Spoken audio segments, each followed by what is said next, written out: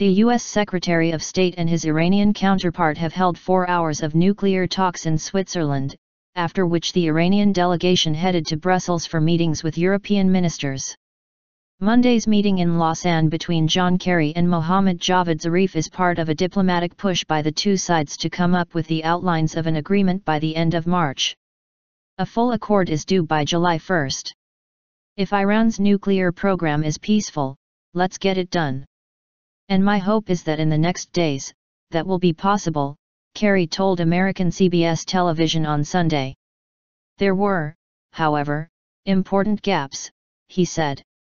The meeting between Kerry and Zarif included Ernest Moniz, U.S. Energy Secretary, and Ali Akbar Salehi, Iran's nuclear chief, who also met on Sunday to negotiate technical details of Iran's nuclear program. I'm very optimistic, Salehi said afterwards, leaving Zarif and Kerry in the room for a one-on-one meeting.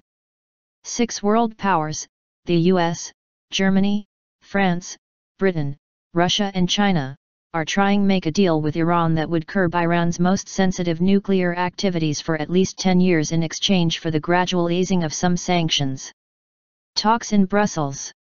After their meeting in Brussels, the Iranian delegation will return to Lausanne for more talks with the Americans, and will be joined later in the week by European ministers. The West, Israel, and Gulf Arab countries suspect Iran of ambitions to create an atomic weapon. Iran denies that accusation and says its research is for purely peaceful purposes.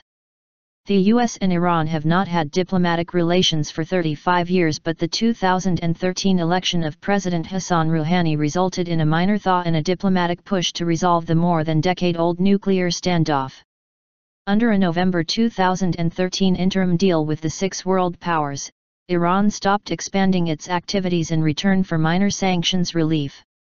Since then the parties have been pushing for a lasting accord, amid the alarm of Israel, U.S. Republicans, and Gulf Arab states warning the U.S. administration over a bad deal. On Monday, a senior Saudi prince said that any terms that world powers grant Iran under a nuclear deal will be sought by Saudi Arabia and other countries, risking wider proliferation of atomic technology, according to BBC. I've always said whatever comes out of these talks, we will want the same, Turki Al-Faisal said. He has previously served as head of Saudi intelligence and Riyadh's ambassador to Washington and London but is no longer a government official.